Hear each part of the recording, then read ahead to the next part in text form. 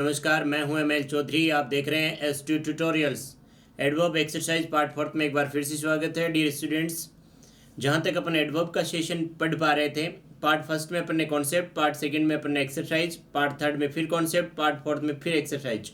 इस हिसाब से पार्ट सेवन्थ में आपका कॉन्सेप्ट हुआ है और पार्ट एट्थ में आज आपका जा होने जा रहा है एक्सरसाइज। तो बच्चे, ये जो एक्सरसाइज पार्ट है आपका पार्ट फोर्थ है, ये आज अपन डिस्कस करने जा रहे हैं। और उसमें पहला ही क्वेश्चन आ गया, इट वॉज वेरी डार्क, बहुत मैं कहूँ कि अंधेरा था। एंड त्रिशा बच्ची है, was A too scary to go home alone, वो बहुत डर गई थी घर जाने के से ही, क्योंकि अंधेरा इतना ज़्यादा था। तो बच्चे देखो, यहाँ पे आपका वर्ड लिखा हुआ है टू, और किसी भी सेंटेंस में अगर टू का प्रयोग हो तो नेगेटिव सेंस आता है, यानी त्रिशा इतनी ज़्यादा डरी हुई थी कि वो घर भी नहीं जा सकती थी। तो स्टूडेंट्स, ये एक टू या फिर सो के रूप में लिखा जाने वाला सेंटेंस है। आइए जरा कुछ वेरिएंट फीचर्स इसके डिस्कस करते हैं।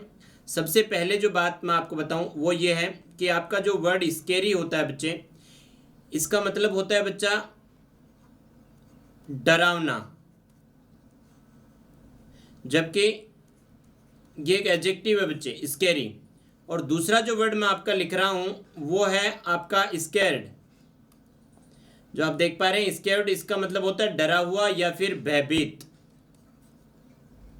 डरा हुआ कह दीजिए या फिर भयभीत कह दीजिए बच्चे, ये भी आपका एक एडजेक्टिव है। तो पहले तो आपको ये डिसाइड करना होगा कि यहाँ पर स्केरी का प्रयोग होगा या स्कैर्ड का प्रयोग होगा, डरा हुआ का प्रयोग होगा या डरावना का प्रयोग होगा। तो सीधी सी बात है, ये त्रिशा थी, ये खुद डरावनी नहीं थी भाई, ये तो डरी हुई थी। और डरे हुए के अल्लाह आप वर्ड यूज कर लेते हैं भैया, या तो क्या यूज करेंगे, स्केरी डरावना है, ये तो फ्राइटनिंग है बच्चे। देखो, कोई भी एडजेक्टिव आईएनजी फॉर्म में अलग कर देता है, ईडी फॉर्म में अलग कर देता है। फ्राइटन का मतलब होता है खुद डरा हुआ होना, ठीक है। तो यहां अपने को लिखना पड़ेगा डरा हुआ। त्रिशा है वो आपकी डरी हुई है बच्चे, और अगर डरी हुई है तो फिर क्या करेंगे अपन, टू स्केरी या स्कैर्ड। तो पहले तो अपन ने ये डिसाइड किया है कि स्कैर्ड आएगा, और ये आते ही तो देखो पूरा मामला ही सुलझ गया है। सारे के सारे ऑप्शन चेक कर लीजिए। ऑप्शन ए में स्केरिंग है, जिसका मतलब भी डरावना होता है, स्केयर का मतलब भी डरावना, ये भी नहीं है। टू स्केरी, ये भी नहीं है। एक ही ऑप्शन बचता है बेटा, ऑप्शन आपका डी करेक्ट हो जाएगा। डी क्यों करेक्ट हो जाएगा बच्चे, क्योंकि ऑप्शन डी में ही ये एक डरी हुई या भयभीत, यानी जिसमें भाव पैदा हो चुका है डरने का, वो लिखा हुआ है। बाकी कोई सा भी ऑप्शन ऐसा नहीं है जिसको ये सेटिस्फाई करता हो। टू का मतलब इतना कि नहीं जा सकता घर अकेला। अगले क्वेश्चन की तरफ बढ़ जाइए। The next question is, he is too kind man to refuse to help in such a case. तो पहले तो देखो ये टू और सो दैट को थोड़ा सा पहचानना सीखे बच्चे। अपन एक यूज करते हैं टू और एक अपन यूज करते हैं बच्चे सो दैट। तो दोनों में मेजर डिफरेंस क्या है, पहले तो ये देखिए बच्चे। ये टू है, ये आपका नेगेटिव मीनिंग देता है। जैसे मैं एक सेंटेंस लिखूं, मैंने लिखा he is A too kind a, वह इतना दयालु है। और उसके बाद अगर नाउन देना चाहो तो too kind man uh to refuse uh to help, यानी वो इतना दयालु व्यक्ति है कि वो किसी भी जरूरत में आपकी सहायता करने से इनकार नहीं करेगा बच्चे। लेकिन देखो, इसी को बच्चे अगर मैं सो दैट का प्रयोग करते हुए लिखूं तो ये सेंटेंस कुछ इस तरह से लिखा जाएगा, ही इज ए सो काइंड ए, और सो के बाद article a man uh, that uh, he will uh not refuse uh to help.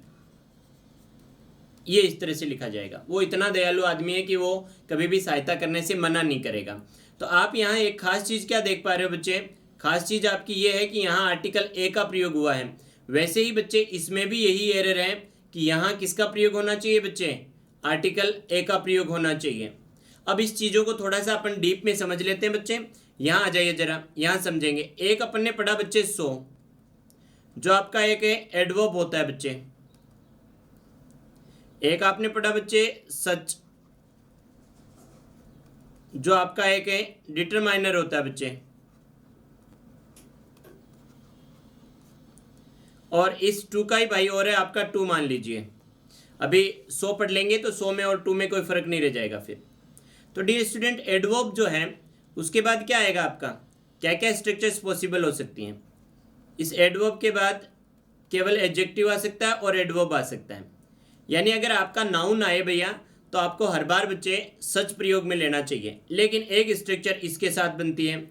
सो लिखा जाता है, उसके बाद एडवर्ब लिखा जाता है और एडजेक्टिव लिखा जाता है, उसके बाद आर्टिकल ए और एन लिखकर सिंगुलर काउंटेबल नाउन लिखी जाती है। ये स्ट्रक्चर ध्यान में रखिए बच्चे, नोट डाउन कर लीजिए। आपका 100 प्लस एडजेक्टिव प्लस ए और एन और सिंगुलर काउंटेबल नाउन लिखा जाएगा। यही सेम स्ट्रक्चर आप देखो इसके साथ यूज में लेंगे, किसके साथ है, टू के साथ। ये जो टू है इसके साथ भी ऐसा ही स्ट्रक्चर कुछ है, काम में आ जाता है। जैसे मैंने लिखा टू प्लस ए, एक एडजेक्टिव है, प्लस ए, एक आर्टिकल ए और एन है, और उसके बाद आप काम में ले सकते हैं एक नाउन। ठीक है, और सच के साथ क्या काम में लेंगे, दोबारा नहीं समझाऊंगा कॉन्सेप्ट को, यहीं समझ लीजिए ढंग से, बार बार आएगा ये concept. Such a beautiful girl लिखते हैं आप, हाँ या ना। तो अगर आप सच ए ब्यूटीफुल गर्ल लिख रहे हैं तो स्ट्रक्चर क्या बन रहा है वो जरूर चेक करें आप एक बार। सच ए ब्यूटीफुल गर्ल में स्ट्रक्चर क्या बन रहा है बच्चे, सच के बाद एक डिटरमाइनर है, जिसके बाद एक आर्टिकल, उसके बाद एडजेक्टिव और उसके बाद है नाउन। तो देखो इस स्ट्रक्चर और इस स्ट्रक्चर में कंपैरिजन कीजिए, दोनों स्ट्रक्चर्स में क्या दिक्कत है। दोनों में आप देख रहे हैं जहाँ 100 के तुरंत बाद एक एडजेक्टिव लिखा गया फिर आर्टिकल लिखा गया, वहीं सच के तुरंत बाद एक आर्टिकल लिखा गया उसके बाद एडजेक्टिव लिखा गया। आइए जरा ऑप्शंस को चेक कीजिए। देखो टू के बाद कहाँ आएगा आर्टिकल, ये देख लीजिए यहाँ टू के पास कहाँ देख रहे हो आप आर्टिकल, टू के बाद एडजेक्टिव फिर आर्टिकल दे रहे हैं फिर नाउन दे रहे हैं। यहाँ देखो जो आपका ऑप्शन नंबर फर्स्ट है इसमें देखो क्या हो रहा है, ऑप्शन नंबर फर्स्ट में पहले आर्टिकल दिया फिर टू काइंड लिखा है, नहीं हो सकता। ऑप्शन नंबर 2 में फिर वही टू से पहले आर्टिकल। ऑप्शन नंबर 3 में आप देख रहे हो टू के बाद पहले एडजेक्टिव फिर आर्टिकल, बिल्कुल सही है। और टू के बाद एक काइंडली नहीं आएगा क्योंकि नाउन आपकी जो मैन है उसके लिए काइंडली नहीं बटे एडजेक्टिव देना पड़ेगा, तो ये ऑप्शन भी गलत हो गया क्योंकि वहाँ ऊपर आर्टिकल का प्रयोग नहीं है। आंसर हो जाएगा बच्चे आपका option number C, option number C आपका आंसर हो जाएगा। बहुत अच्छा क्वेश्चन था, बहुत लंबा चौड़ा अपन ने समझा भी। आगे बढ़ जाइए जरा आप, नेक्स्ट क्वेश्चन देखते हैं। अच्छा क्वेश्चन है, उसी तरह का क्वेश्चन है। He was to tired that he couldn't cross the street even with the help of A porter. करने की कोशिश कीजिए बच्चे, क्या जाएगा बताओ। अपन ने यही तो पढ़ा है बच्चे, अभी भी जो एग्जाम्पल देखा उसमें ये देखा है कि अगर आप क्लॉज को जोड़ना चाहते हो तो टू टू का प्रयोग कीजिए, और अगर आपके पास इतना की का स्ट्रक्चर है और आगे पूरा सब्जेक्ट और पूरा तामझाम है तो आप सो दैट का इस्तेमाल कीजिए। इसमें आप क्या देख रहे हो एग्जाम्पल में, स्पेशली यहाँ टू टायर्ड लिखा हुआ है और इसके बाद दैट लिख दिया। अब अपने पास दो रास्ते हैं, या तो टू के अनुसार यहाँ पे टू लगाएं या फिर क्या करें बच्चे, इस टू के अनुसार यहाँ टू नहीं लगाते हैं तो क्या करेंगे अपन, इस टू के स्थान पर सो का प्रयोग करें। अब आप बताइए यहाँ कौन सा काम उचित रहेगा, यहाँ सो लगाना उचित रहेगा या यहाँ टू लगाना उचित रहेगा इसका डिसीजन करेगा या आगे आने वाला क्लॉज बच्चे। यहाँ सब्जेक्ट वर्ब पूरा लिखा हुआ है, इसका मतलब इसको जोड़ना पड़ेगा अपने को सो दैट से। तो बच्चे ये वाला फ्रेज से जुड़ेगा या सो दैट से जुड़ेगा।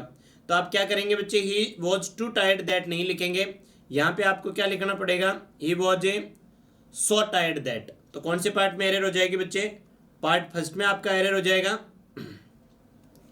पार्ट फर्स्ट में क्या एरर हो जाएगा, टू के स्थान पर आप किसका प्रयोग कर लेंगे बच्चे,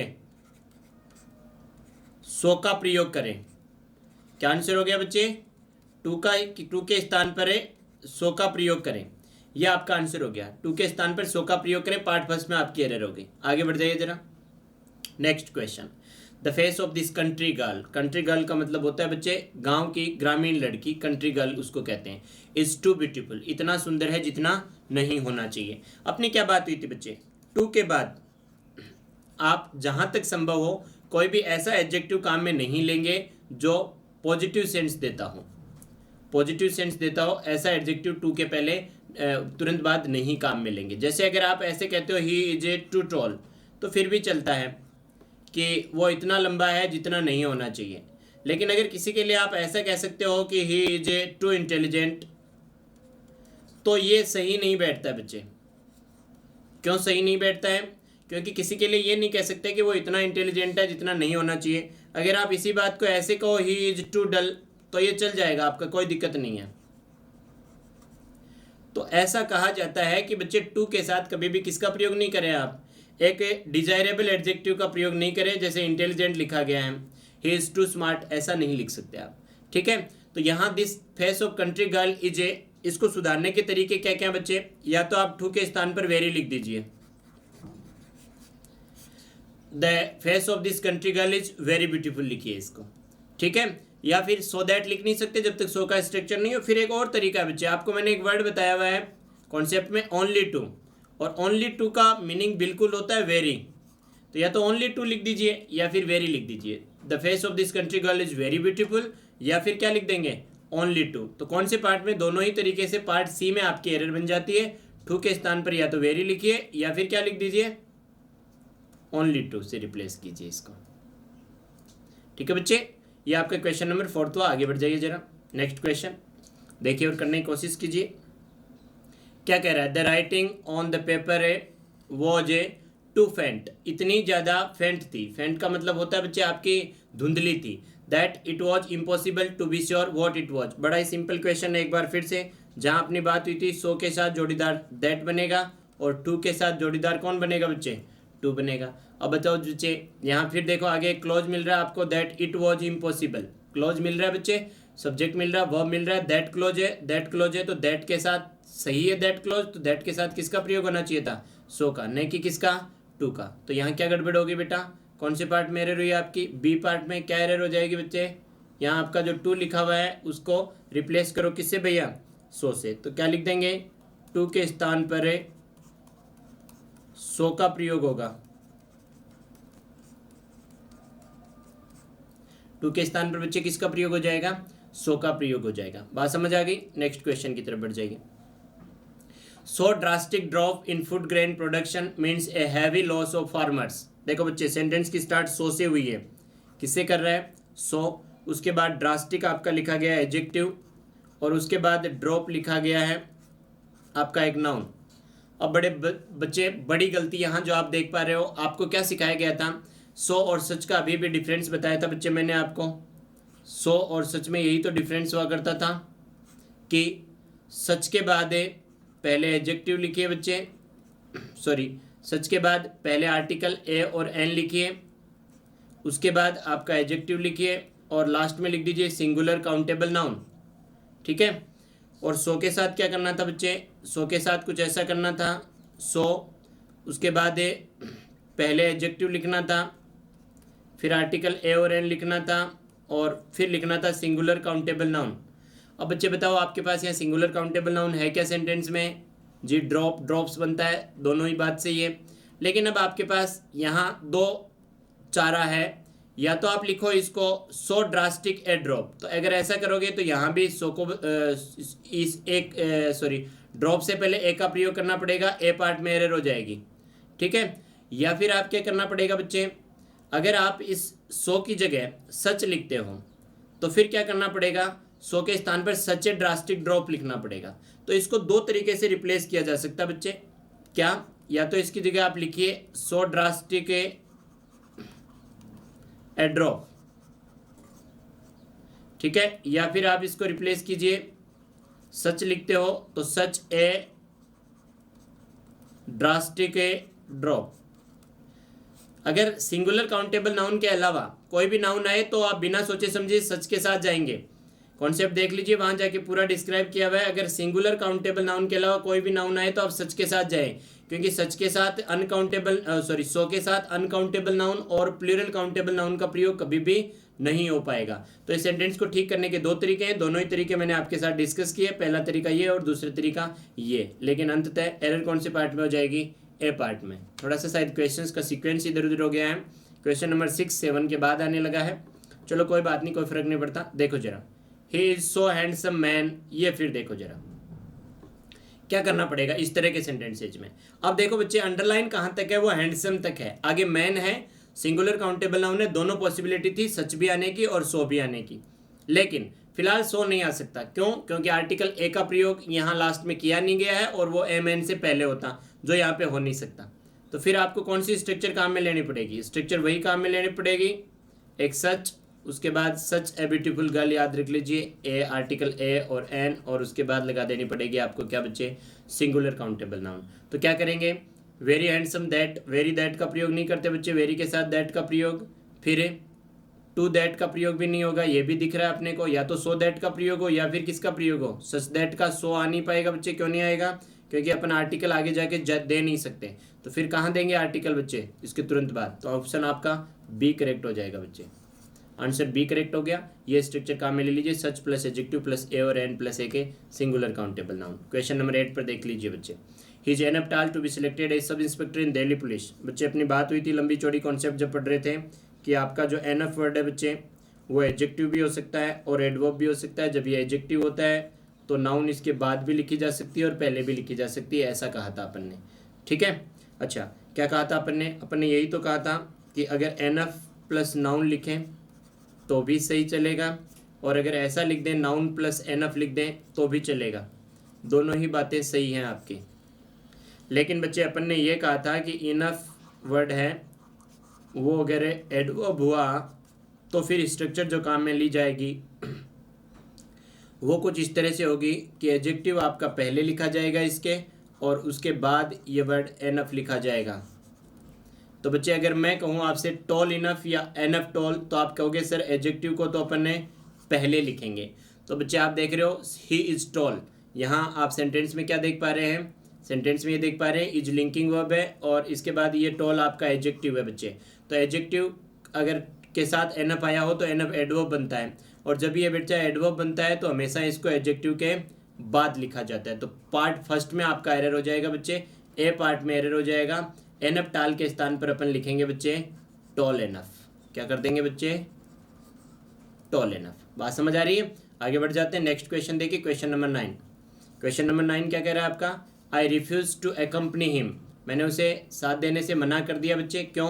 क्योंकि because he was so boring, क्योंकि वो बहुत ही ज़्यादा बोरिंग था। अब बच्चे देखो, सो इतना बोरिंग था कि, इतना की के स्ट्रक्चर में ही सो को प्रयोग में लिया जाता है बच्चे, ऐसे अकेले काम में नहीं लेंगे इसको, ठीक है। तो इतना बोरिंग था कि कितना, कितना आगे कुछ डिस्क्राइब किया ही नहीं गया है, कितना डिस्क्राइब नहीं किया गया है, दैट क्लोज यहाँ पर है नहीं, तो फिर इतना के लिए, बहुत के लिए आप वर्ड यूज कर लीजिए भैया वेरी। तो कौन से पार्ट में एरर हो जाएगी बच्चे? सी पार्ट में एरर हो जाएगी। सो के स्थान पे किसका प्रयोग करना पड़ेगा आपको? वेरी का। Very is the right answer. चलो नेक्स्ट बढ़ जाइए फटाफट से। नेक्स्ट क्वेश्चन आपका कुछ इस तरह से है, my father is a very quicker than I at chess. Comparison हो रहा है मेरे पिताजी का मेरे साथ। तो देखो पहले तो कंपेरिजन दोनों इक्वल चीज़ों के बराबर हो रहा है कि नहीं, ये चेक कर लेते हैं। मैंने लिखा माई फादर, यहाँ आपका सब्जेक्ट है और सब्जेक्टिव केस में ही आई है, तो कंपेरिजन आपका दो बराबर की चीज़ों का हो रहा है, ये बिल्कुल ठीक है। फिर देखो my father is a quicker, तो इज के बाद यहाँ लिखा गया है आपका एक एडजेक्टिव क्विकर, कोई दिक्कत नहीं है, ठीक है। लेकिन आप यहाँ देख रहे हो बच्चे वेरी क्विकर लिखा गया है, आपको बहुत अच्छे से पढ़ाया गया है वेरी और मच का डिफरेंस बच्चे। वेरी के साथ पॉजिटिव डिग्री ही आ सकती है, अगर आपको कंपेरेटिव डिग्री के साथ यूज करना है बच्चे तो आप या तो मच यूज कीजिए या फिर वेरी मच यूज कीजिए, ठीक है ना। Much is almost equal to very much, जहाँ हम मच लिख सकते हैं वहाँ लगभग जगह आप वेरी मच का प्रयोग कर सकते हैं। देखो मैं आपको बता देता हूँ कुछ यहाँ चीज़ें आपको लिखी हुई मिल जाएंगी। ये क्या कह रहा है? Very should be used before positive degree, positive degree से पहले वेरी काम में लीजिए। मच काम में लीजिए बच्चे कंपेरेटिव डिग्री से पहले, मच का प्रयोग आप करें कंपेरेटिव डिग्री से पहले। मैं the correct sentence should be he is a much senior to me so I daren't respect disrespect him. तो देखो आपने अभी सीनियर जूनियर या आपकी कंपेरेटिव डिग्री के एडजेक्टिव होते हैं, तो इनसे पहले आप किसका प्रयोग करेंगे बच्चे? हमेशा मच का, क्योंकि कंपेरेटिव डिग्री से पहले मच काम में लेते हैं। वैसे अगर मैं कहूँ यूज ऑफ मच मेरी, तो मच क्वालिफाई एडजेक्टिव और adverbs in the comparative degree. अगर बात करें भैया कंपेरेटिव डिग्री की, तो उनको क्वालिफाई करने का काम कौन करेगा? आपका यहाँ मच करेगा। Much better, much wiser, much luckier, ऐसा अपन बात करते हैं। वैसे ही मैंने कहा very should be used with the positive degree, positive degree के साथ वेरी काम में लीजिए, very good, very wise, very lucky. लेकिन बच्चे देखो यहाँ थोड़ी सी चीज़ों का कुछ ध्यान भी रखना है। अगर आपके पास ईडी फॉर्म वाला एडजेक्टिव है जिसको पास्ट पार्टिसिपल कहते हैं, जैसे अमेजिंग और अमेज्ड में से अगर अमेज्ड है तो आप मच का प्रयोग करें। अगर आपके पास सरप्राइजिंग और सरप्राइज्ड है तो आप ईडी फॉर्म के साथ मच यूज करें। वैसे ही एडमायरिंग और एडमायर्ड है तो ईडी फॉर्म के साथ जो पास्ट पार्टिसिपल होता है मच यूज करें। वैसे ही अगर आईएनजी फॉर्म है तो भैया वेरी काम में लें, very dairying, very perplexing, very challenging, very entertaining. ठीक है ना, आप देख पा रहे हैं कुछ वर्ड्स। लेकिन सबसे इम्पोर्टेंट फैक्ट तो ध्यान रखना है, वो ये ध्यान रखना है कि very should not be used with past participles but there are some exceptions. इन एक्सेप्शंस का आपको ध्यान रखना है। कुछ ऐसे वर्ड हैं जो ईडी में एंड हो रहे हैं फिर भी अपने साथ देखो वेरी ले रहे हैं, very tired, very dejected, very contented, very disconnected, very pleased, very drunk, बहुत ज़्यादा पिया हुआ, वेरी लिमिटेड और वेरी डिलाइटेड। ये कुछ ऐसे वर्ड्स हैं बच्चे जिनके साथ ईडी फॉर्म होते हुए भी आप किसका प्रयोग कर लेंगे, वेरी का प्रयोग कर लेंगे। वैसे आपकी बात अब तक फाइनल ये हुई है कि अगर आईएनजी फॉर्म है तो उसके साथ वेरी काम में लीजिए, और अगर आपका ईडी फॉर्म है तो ईडी फॉर्म के साथ आप मच काम में लीजिए। यही बात है। तो he was much annoyed at your behaviour और the report is very interesting. पढ़ा आपने मच और वेरी का डिफरेंस। आगे बढ़ जाइए जरा क्वेश्चन नंबर 11 की तरफ। Is the room enough large. अभी भी बात हुई थी बच्चे अपने एनफ की कि एनफ लार्ज नहीं होगा, एनफ टॉल नहीं होगा बच्चे। अगर ये एडवर्ब के फॉर्म में लिखा गया है तो ये इस तरह से लिखा जाएगा लार्ज एनफ। कौन से पार्ट में एरर होगी बता दीजिए फटाफट से जी। बी पार्ट में एरर है, लार्ज है, उसके बाद आएगा एनफ यहाँ जी। Next question. He is very senior to me so I don't disrespect him. अभी भी एग्जाम्पल देखा ही था अपन ने, वापस यहाँ आ भी गया है। मैंने कहा था सीनियर जूनियर ये कैसे वर्ड्स हैं भैया, सीनियर जूनियर से आपके कंपेरेटिव डिग्री के वर्ड्स हैं, और कंपेरेटिव डिग्री से पहले आप वेरी का नहीं भैया किसका प्रयोग करेंगे, हाँ वेरी के बाद तो पॉजिटिव डिग्री आती है बच्चे। अगर कंपैरिजन हो रहा है और कंपेरेटिव डिग्री आ रही है तो कंपेरेटिव डिग्री के साथ हमेशा प्रयोग कीजिए मच का। ये लो जी, ए पार्ट में एरर हो गई, वेरी के स्थान पर मच का प्रयोग होगा। नेक्स्ट देखो। I am too glad to receive the offer letter of this company. मैं इतना खुश हुआ हूँ इसका ऑफर लेटर पाकर जितना मुझे नहीं होना चाहिए था। ऐसा है क्या बच्चे? हाँ, बड़ी ही कन्फ्यूजिंग इस कंडीशन है। पहले थोड़ा सा समझ लेते हैं चीज़ों को, उसके बाद देखते हैं। मैंने कहा सी इज ए टू इंटेलिजेंट, ऐसा लिखना सही है या गलत आप सोच के बताइए, तब तक मैं एक एग्जांपल और लिखता हूँ। इस बार मैंने लिखा she is A too intelligent to be cheated, she is too intelligent to be cheated. ये एक आपका एग्जाम्पल है बच्चे। अगर मैं आपको ऊपर वाला एग्जाम्पल पूछूंगा तो आप कहेंगे सर गलत है, क्योंकि डिजायरेबल एडजेक्टिव के साथ कभी भी टू का प्रयोग नहीं होगा। वह इतनी इंटेलिजेंट है जितनी नहीं होनी चाहिए। लेकिन अगर इसको सो दैट के सेंस में बदल कर लिखा जा सकता है तो अनडिजायरेबल के साथ भी टू का प्रयोग हो सकता है। मैं लिख सकता हूँ ना she is a so intelligent that she can't be cheated या no one can cheat him. दोनों ही बातें लिख सकता हूँ मैं, सो दैट में बदल कर लिख पाया तो ये तो बात सही है। लेकिन बच्चे ऊपर वाले सेंटेंस को बदल कर लिख सकते हो क्या? I am too glad to receive the offer letter of this company, कि मैं इस कंपनी का ऑफर लेटर पाकर इतना खुश हुआ जितना मुझे नहीं होना चाहिए था। नहीं लिख सकते ना जी? नहीं, बिल्कुल नहीं लिख सकते। ठीक है, या मैं इतना खुश हुआ कि ऑफर लेटर रिसीव ही नहीं कर सका, बिल्कुल नहीं लिख सकते। तो फिर देखो बच्चे क्या करना पड़ेगा आपको। मैंने आपको कहा है कि जो आपका टू है बच्चे ये तो नेगेटिव सेंस देता है, लेकिन अभी भी बताया था इसकी जगह मैं अगर ओनली टू लिख दूं तो ओनली टू का अर्थ वेरी हो जाएगा, हाँ या ना?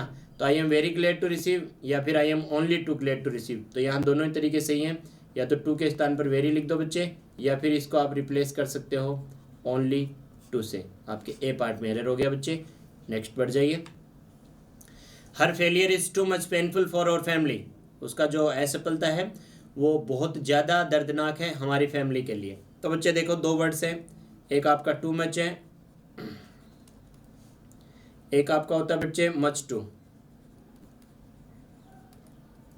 इसको ऐसे ध्यान रख लीजिए बच्चे, मच टू। टू आपका एडवर्ब होता है बच्चे, तो इसके बाद एडजेक्टिव का प्रयोग होता है हमेशा। यानी अगर एडजेक्टिव से पहले काम में लेना है तो मच टू काम में लीजिए।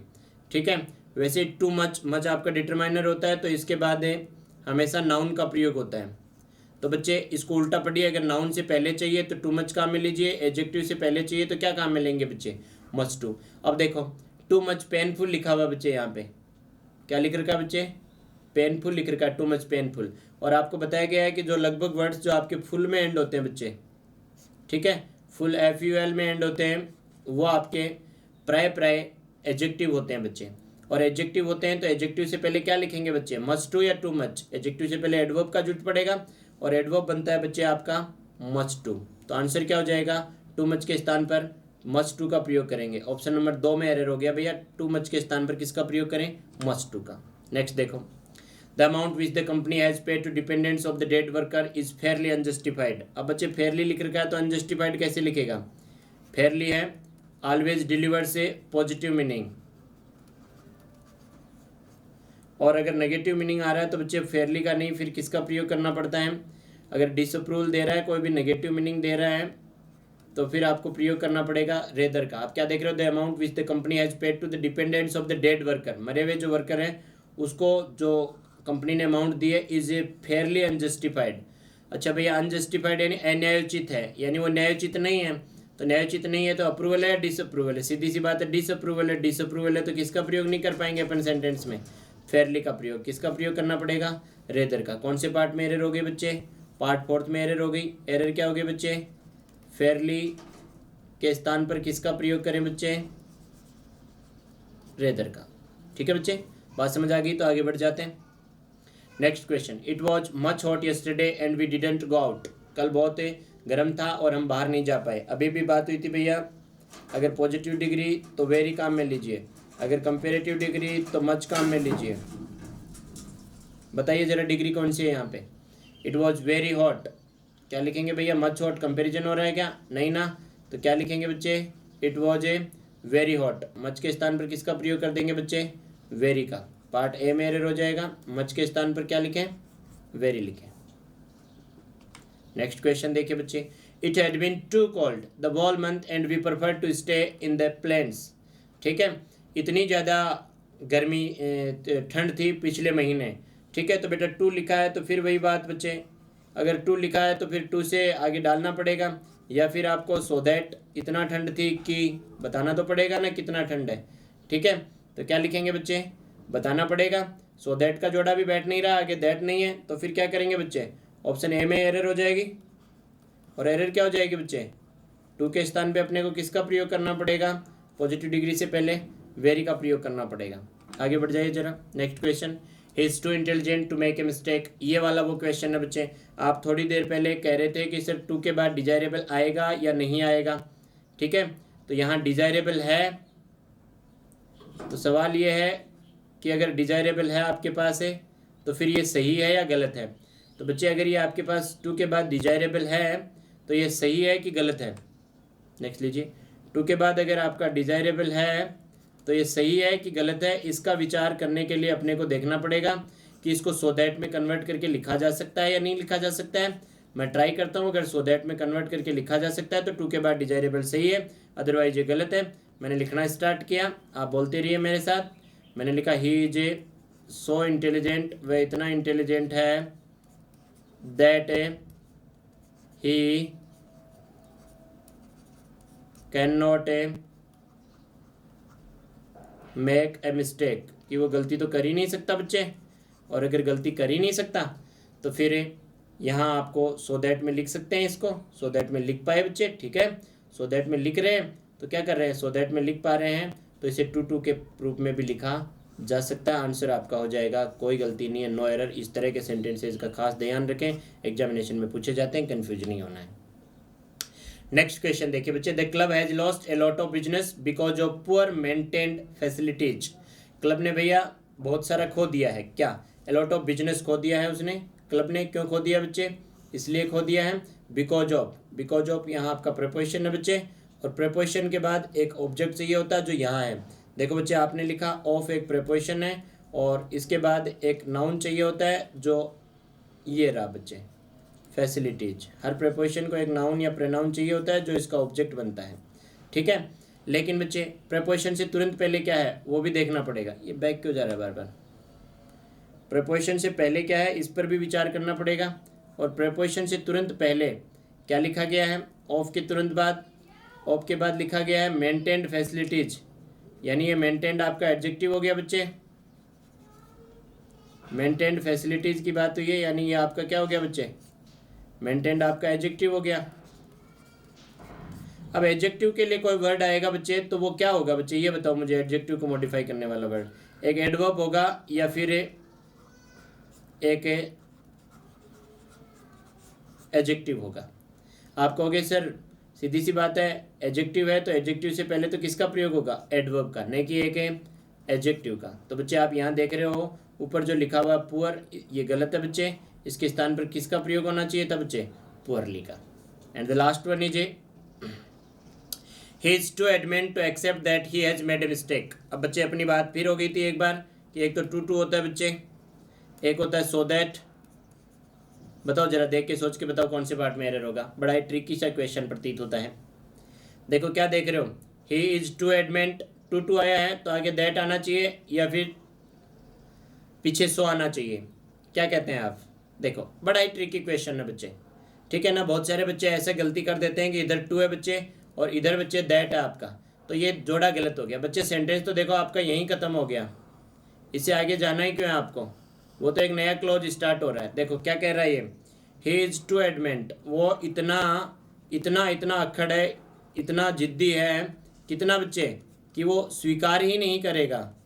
ही is too adamant to accept, और क्या स्वीकार नहीं करेगा, यहाँ एक्सेप्ट का आंसर चाहिए बच्चे, और क्या का आंसर देने के लिए यहाँ दैट क्लोज का प्रयोग हुआ है, उसका कोई रिलेशन ही नहीं है यहाँ पर, ठीक है ना।